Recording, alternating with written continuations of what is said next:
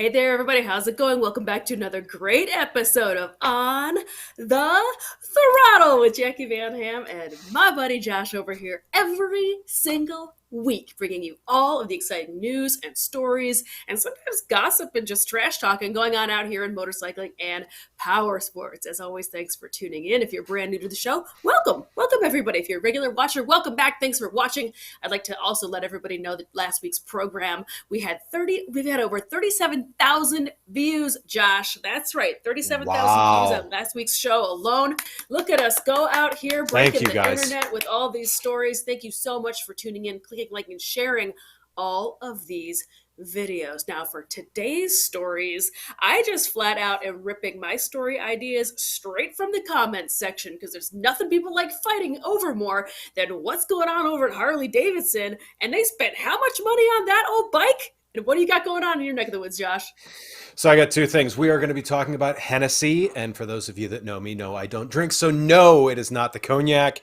And then we're also going to talk about what is, what was, and unfortunately, what shall never be. So those are my two. Wow. Sad. We're going to all have to stay very sad, very sad. We're going to take a pause. We're going to take a moment of silence and enjoy this word from our sponsors. From the trails to the track, D.I.D chains are manufactured with the highest quality materials and designed to give you an optimal riding experience and are the top chain choice worldwide. When performance, quality, and consistency matter, go with D.I.D. What drives you? Welcome back, everybody. As promised before our D.I.D sponsorship plug, thanks again, D.I.D, for jumping in and being a partner with today's show.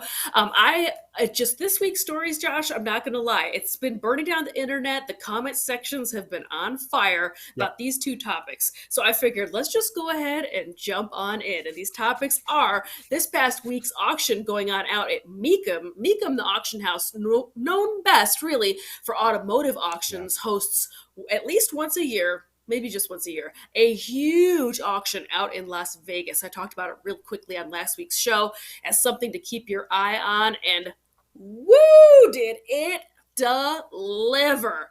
All sorts of shenanigans going on out at Mecum, including an absolute record-setting price tag for a bike going across the auction block. It's at the top of your screen right now. This 1908 Harley-Davidson Strap Tank, that's right, the silent gray fellow, went across the block and brought in a whopping $935,000 hairs, Josh. Almost $1 million for this immaculate 1908 Harley-Davidson.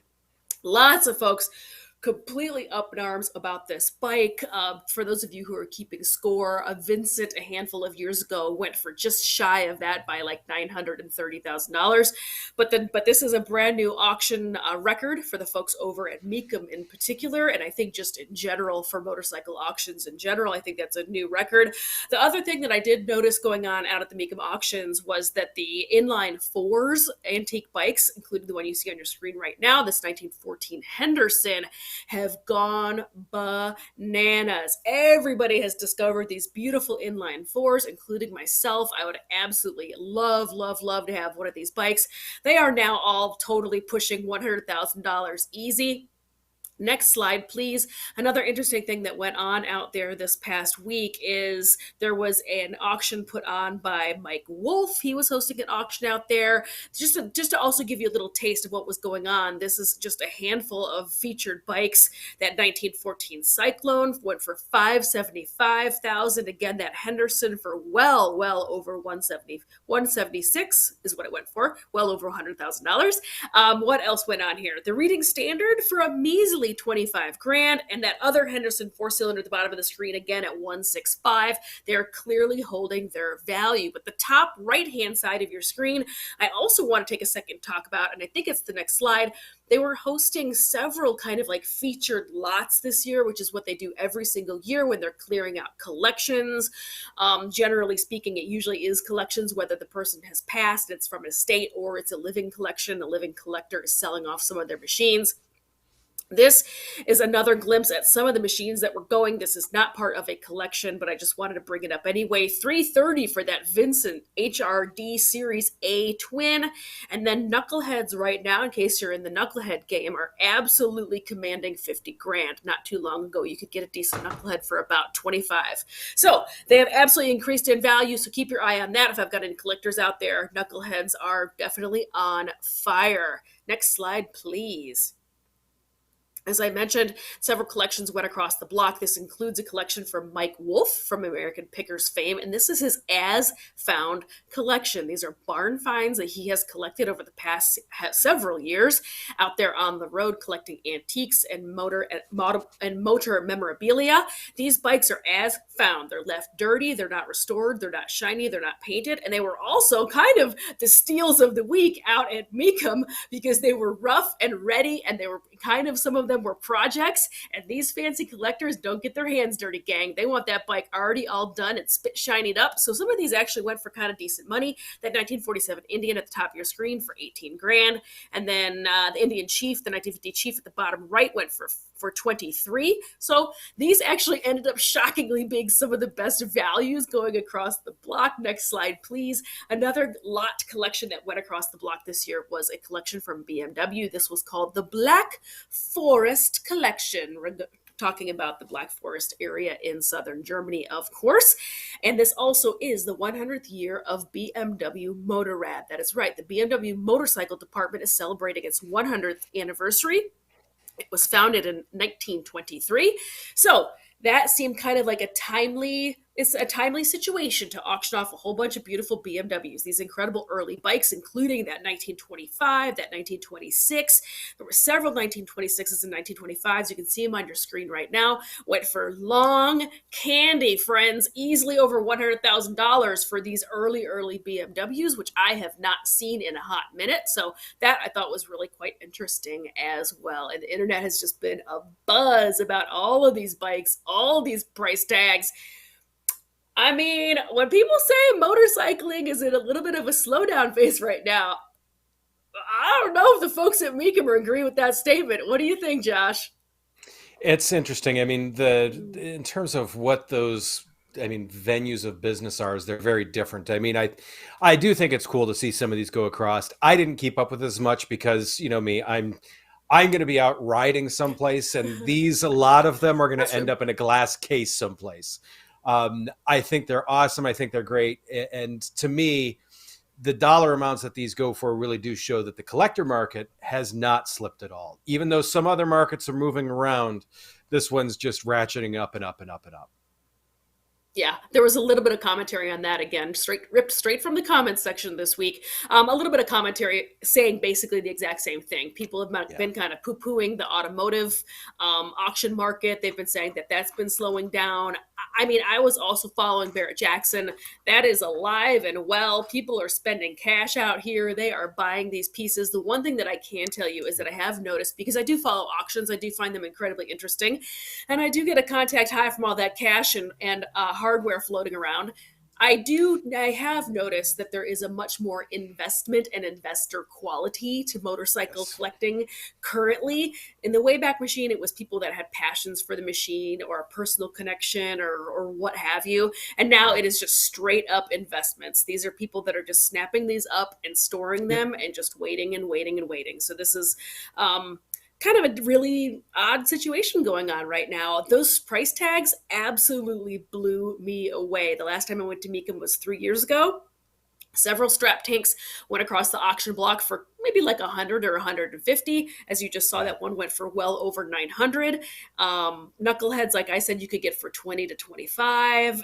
The numbers this year altogether were just astronomical. So that's what is going on, or was out there on the internets. People are chatting about it. So you should know about what has been going on out at Mecum. Now, Josh, what do you got going on in your neck of the woods?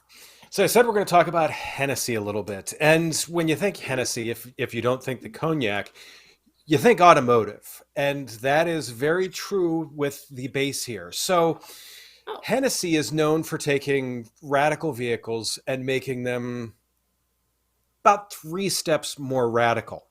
That is exactly what Hennessey has done here. And they have teamed up with the motorcycle company Sherco to offer the Hennessey Velociraptor within the Sherco edition. And this to me is a pretty cool setup. So the truck, we'll talk about this here for a second. The truck from the factory is 450 horsepower. Sherco or Hennessey bumps that up to 558. They add Brembo 6-piston calipers all the way around. They also, to make this one specific for the motorcycles, they have a tailgate extender, because this is that like 5.5-foot box. They have a tailgate extender that doubles as a ramp. So you can use that for the ramp for this. It also comes with a distinctive, as you can see, Sherco livery on it. There is a 5-gallon fuel can that has a specific mount in the very bed of the truck. And by the way, it comes with 2 Sherco motorcycles. So you get your choice of the 300 SE or whichever one you want, the 300 SEF. You want a 2-stroke and a 4-stroke. You want 2 2-strokes. You want 2 4-strokes. Take your pick. You can get those in the back of the truck. To me, this is a really cool partnership with it. I actually had a conversation real quick with Brian, who's the marketing manager for Sherco, and Alec, who's the marketing manager for Hennessey, and both of them were really stoked about this partnership and how it brings 2 high-performance brands together. I was really happy to get to talk to them about that. For the SE, which is the 2-stroke version, that gets a higher compression head. The SEF gets a Race Tech head, which has a number of bits to it. They also get upgraded radiator and rear rotor protection, as well as a bulletproof design skid plate that actually comes down and protects the linkage on the motorcycles also. On that, there's also S3 perch clamps, enduro grips, and a few more little trinkets and things thrown there.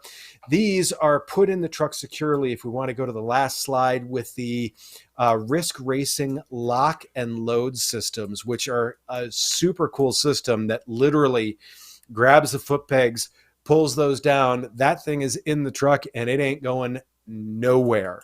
To me, a very cool setup. These trucks, I mean, they come, it all shows up, bikes in the back of the bed. I mean, unload them and go for a ride. To me, this is just the ultimate setup. I loved trophy trucks when I was younger. I still do. So to have something that's kind of basically a street legal trophy truck of sorts, with 2 of these in the back, this is your ultimate go anywhere. Just anywhere package. So to me, if it came down between that R32 for $220,000 or this whole setup, which only goes for $205,000, I'm pretty sure you know which one I'm going to go for. So which one will you take out of these, Jacqui? I mean, were you taking the Velociraptor and the Shercos, or are you taking that BMW? Oh my gosh. Okay. I mean, you know which one it would be. It would be the BMW. That being said, I do love this setup. It's super, super slick. I love that it's a awesome. pick 2, straight out of like Little Caesars or Pizza Hut. It's a pick 2 package deal. I love that. Very tasty. I think it's Sherco. I do love that it comes with the ramp. I like that it's a whole like just thought out kit. You know, you can tie them down, you can load them in, and you can go live your life and go brap around. And I would of course be throwing at least 1 2-stroke in the back of that Ford if that was me. Same. Well, those are beautiful. I love that. That's a very cool. I think that's a very cool, very fun thing. I'm going to go ahead and be excited about that. And I love this. The lockdown situation is very, very slick. It's great. I like that a lot. So the next story that I wanted to talk about, again, while we're talking about straight up fighting in the comments section, one thing that people love to fight about is Harley-Davidson and what's going on over there, particularly if they are starting to talk about making smaller displacement or Asia market bikes. That's right. So for 100 bazillion years now, the fight has been on from the fans of Harley-Davidson about small displacement machines. The long live the Street 500 and Street 750. They are both dead. They were dead on arrival. This is the news that's going on right now is a little bit of the replacement of those street bikes. I broke this story here on the show maybe like a month or so ago. It was floating around on the internet. There was some paperwork that had been filed in order for several bikes to be coming into the country or being made, period, full stop. They were a 350 and a 500cc Harley-Davidson. So there was a lot of speculation if those bikes were going to stay in overseas market. They are made in Asia. It made sense for them to stay there because that way the taxes are low, the prices are cheap, yada, yada. That's what they're going to do. But plot twist, the Street 500, Street 750, I believe, have both been used at the Harley-Davidson Rider Academy for, I think, almost 8 years now. So they are long in the tooth. It is time to swap those out and get a new bike in there. And that, my friends, is what's happening. So it has been released this week. There's been yet another rumor mill floating around about this X350. And if it's coming here and what's happening with it, and it's an X350, X350HA, and then there's a third version as well. All we really need to know about is the X350H or RA. Sorry about that. RA stands for Rider Academy. That's right. A lot of people have been just losing their marbles about Harley-Davidson having the nerve to sell a small displacement Asian-made bike in their dealerships. Well, gang, they're probably not going to. These are going to live at the Rider Academies. The RA version especially is detuned. It is only going to live at the Rider Academy. There is an opportunity to sell that bike through to people that train on it, maybe fall in love with it. This is why all motorcycle manufacturers, most, are chomping at the bit to get Motorcycle Safety Foundation contracts, because if you can put your bike underneath the butts of brand new riders, there is a way, way, way better chance of them falling in love with it and buying the bike afterwards. So Harley-Davidson has set up its own Rider Academy, staffed with, of course, its own bikes, and they want you to go ahead, pull the trigger, and buy these bikes after you take the school. The slide on your screen is showing you the actual bike. This was released to the public very, very briefly. It has since been taken down from the Harley-Davidson website, but this is real. This is what it's going to look like. It's going to have those guards on it. It is absolutely meant to be a Rider Academy bike only. Now, is this going to live in the dealership? I don't know. Josh, what do you think? Is this bike going to end up at the dealership, or is this just living out there on the Rider Academy course? Everything that I've seen says that it will be in the dealership also. And the big reason because of that is CARB approval has been filed and granted for both the for what they call the D-rated, which is 23 horsepower, which is this version right here, and then the D-rating removed version, which is 36 horsepower. To me, it's going to end up here. I'm worried because what is Harley's shtick? What is the thing that Harley has lived and died by? It's bigger is better. Not only that, but made in America. We're Milwaukee, Wisconsin. We're in York, PA. Those are that is what they live and die by. So this, I love the bike and I think it's awesome and I am super pumped for it. What it does for them, I don't know. It's going to be interesting. Yeah. Is this another version of the Street waiting to happen where the dealerships absolutely poo-pooed all over that bike, stuck it in the corner, and sold this many of them? We're all going to have to wait and see, but they are coming to the U.S. Now, here's my next question plot twist. Several months ago, we also did reveal that there is an X500 in the works. Is that coming to the U.S. market?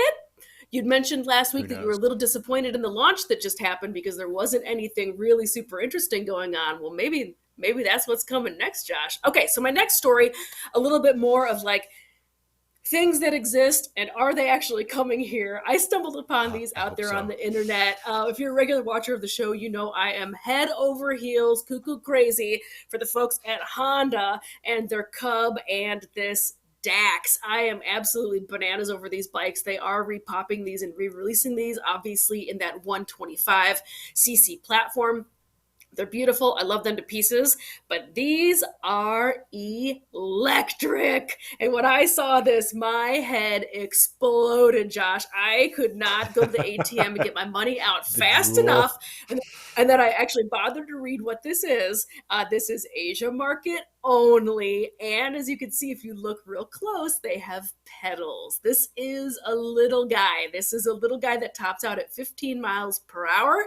This is not meant for heavy duty street use. This is not really meant for US market currently, but the cool thing about e-bikes, Josh, you just got to put that bigger battery or bigger computer module and then that control module, and they go a heck of a lot faster. So I am waiting to see if perhaps these two beauties end up over here on this side of the pond. That Dax is calling my name. I can hear it as we speak. Josh, what do you think about those bikes? To me, first off, I mean, I know you said they're for the little guys, so I think they would fit you perfectly. That's what I'm saying. I mean, let's face it, you do not have a 46-inch inseam, so this will be just fine for you. To me, I mean, I think you're 100% right. And the other thing is that I see with this is little kids, they get John Deere, they get Harley-Davidson merchandise. They have the Harley-Davidson Power Wheels. They have the John Deere Power Wheels. So when they grow up, they get a John Deere lawnmower or they get the Harley-Davidson. Honda's like, oh my God, maybe we should put little kids on Honda bicycles. And suddenly, look what's going to happen down the road. So I think this is brilliant. I think they're awesome. They look great. I may look like a clown in the circus on one of them a little bit more so, but yeah, I'd still ride it. I would totally ride this. I don't care how tiny this thing is. I would ride this. I want one of these. Honda.Asia,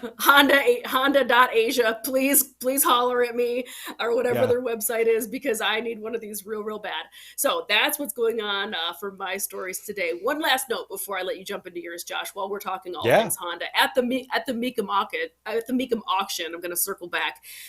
There was a bike, two bikes actually, that sold that also the internet has been burning down about, and these are some early 1970s Honda CL350, I believe, that was called the Flying Dragon. Limited edition paint scheme released from Honda. It did not sell very well. A lot of those bikes were destroyed.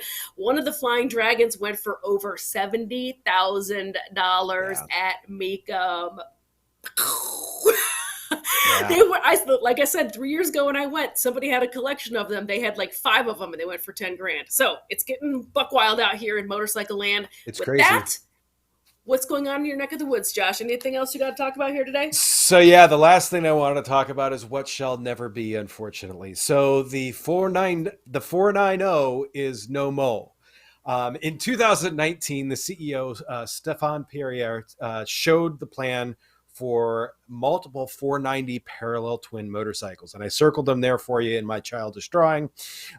In this, they have decided that they are unfortunately scrapping a 490 inline twin platform or parallel twin platform. And the reason being is they said the development costs are just coming out to be too high for an engine that's going to be built by its Bajaj Auto, an India partner in India. They just couldn't get it down to the budget.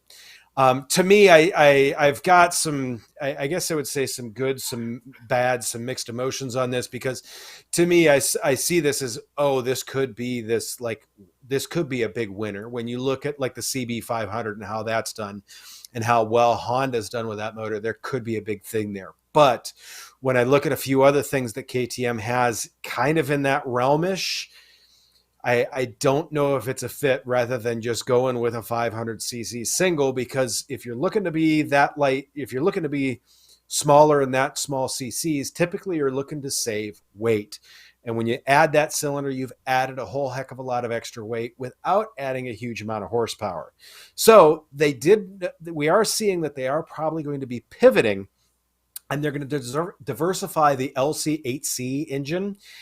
There's probably going to be a 700-ish one. There's speculation of a 690 LC8C platform instead of the LC8 platform. But does that take from the 690 single sales? So that is something that we're going to have to see how that pans out. It's interesting. If they do something in that 690 range, I mean, they're already doing the 790 again with CF Moto. So I'm going to be interested to see what happens with that. But the twist, as I was going through and looking at some of this stuff, and I saw about that 690cc parallel twin, the thing that it made me think of is, do they make an RC? Because Yamaha's R7 it needs some competition. And I think KTM sees how well that R7 is done, and I think they want some of that. So to me, seeing that the 490 is dead is kind of sad. Seeing what it could breed down the road, I'm actually pretty pumped about. So what are your thoughts on this? I mean, 490 parallel twin, what are your thoughts? I'm gonna pour one out for the 490, the bike that never was. No, Right. I think this is actually kind of an interesting development because that's quite a jump in my mind from that 390 all the way up to 690. I'm a little surprised by this move. I get that it makes sense financially, I guess. I'm just surprised because Perrier Mobility, the parent company of KTM and Gas, and they're in bed with CF Moto, and I think they're Husqvarna. I just find it really shocking that across that whole spectrum, they couldn't find some way and some development to make a 500 in their price point. But then here's the flip side of that conversation. Maybe one of their partners is making a 500 at that price point, and they didn't want to cannibalize it, and they realized they needed to kind of step out and let them have that market. Who knows? Who knows? We're not in those meetings, unfortunately. We're not, but you know what? We should be, Josh. We should be in those meetings. Yeah. Absolutely. Totally. Build all the bikes. I like that.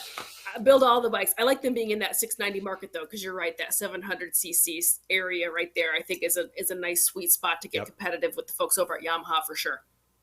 Yeah. I'm looking forward to seeing what they come up with it, whether it be, and to me that once again, it can compete better with the T7. That, I mean, Yamaha's got so many great things that they've done with that motor that, I think they're going to go after their lunch money. Yeah, definitely. Well, friends, that's another awesome episode of On the Throttle. Just to let you know before we jump off, there are some awesome things going on in the next week or so, make sure you keep an eye out. There's King of the Hammers. There's some more Supercross going on.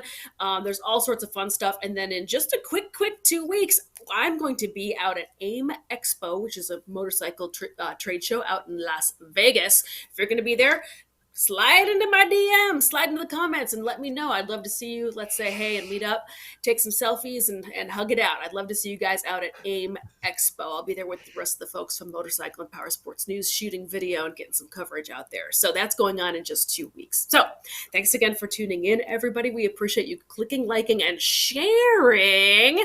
37,000 views, Josh. Sharing all these mind videos. is blown. I know, right? We'll see you guys next week.